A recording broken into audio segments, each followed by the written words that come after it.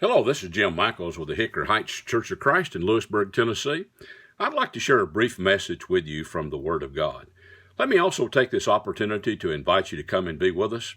We meet Sunday morning at 9:30 as we have Bible study, Bible classes for all ages, 10:30 for our worship, 5 p.m. on Sunday evening, and we also have a midweek Bible study on 7 p.m. each Wednesday evening. The building where we're located is 866 East Commerce Street, so we'd love to have you to come and be with us. People visit with us in our assemblies quite often, and we've been talking about God's rights, and that is that God has rights, and we talked about His right to decide the type of worship that He wants us to offer to Him.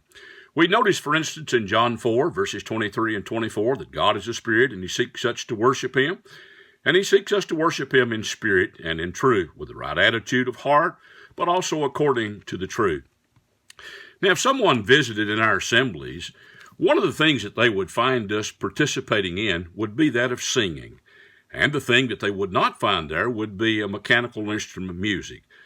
Now, you may ask, well, where's the piano? Well, the piano is not there, or the organ is not there. Now, there's a reason for that. And the reason for that is in the Bible, He only tells us to sing. For instance, in Galatians 5 and verses 19, He said, speaking to one another in psalms and hymns and spiritual songs, singing and making melody in your hearts to the Lord. Now, there's a parallel passage to that as well in the book of Colossians, in Colossians 3 and verses 16. It's there that He says, let the word of Christ dwell in you richly, in all wisdom, teaching and admonishing one another in psalms, hymns, and spiritual songs, singing with grace in your hearts to the Lord. Now, the New Testament church would only sing. They did not have mechanical instruments of music in their worship service. And actually, even history bears this out. History tells us that instrumental music wasn't introduced in the church until around 600 A.D. So there was a span of time of over 600 years that the New Testament church never used instruments of music in worship.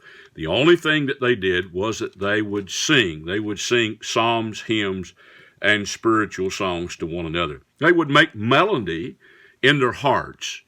They would pluck the strings of the hearts. That would be the instrument that they would use if you want to look at it from that standpoint.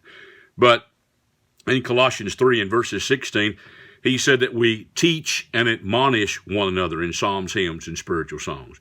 We're not taught and we're not admonished with the using of instruments of music, but when we simply sing and sing these psalms, hymns, and spiritual songs, we're taught, we're encouraged, and certainly we honor and we glorify God. So now there's the reason that you wouldn't find mechanical instruments of music in our worship service if you visited with us. I hope that you'll consider this, give this some thought, and if you have some questions, we'd be glad to answer them. Thanks for listening, and I appreciate it very much.